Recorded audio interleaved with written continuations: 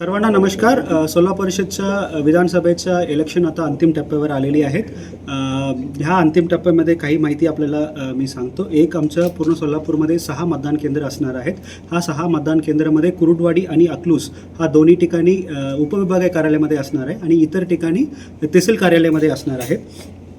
या व्यतिरिक्त सगळ्या उमेदवारांच्या 2 उमेदवारांच्या आणि सगळ्या मतदारांच्या विनंती आहे की आपला जे काही पसंती क्रमांक आहे तो अंकात लिहिणे अपेक्षित आहेत. आपल्याला अंकात लिहिण्याच्या बाहेर कशा पद्धतीने मतदान करायचे तो सुद्धा बाहेर बोर्डमध्ये लावण्यात येईल.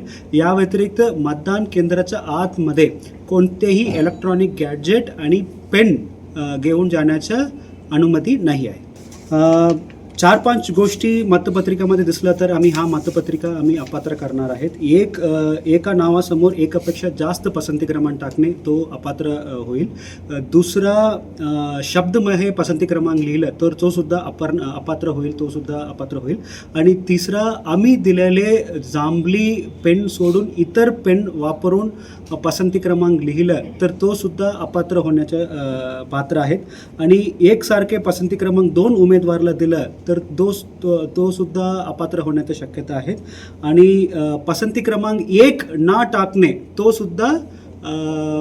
सुद्धा अपात्र होण्याच्या शक्यता जास्त आहेत. नक्की मी सर्वांना सांगू शकतो, सगळ्या उमेदवारांना आणि सगळ्या मतदारांना मी सांगू शकतो की असं पद्धतीनं ओळख होण्याच्या शक्यता नाही आहे.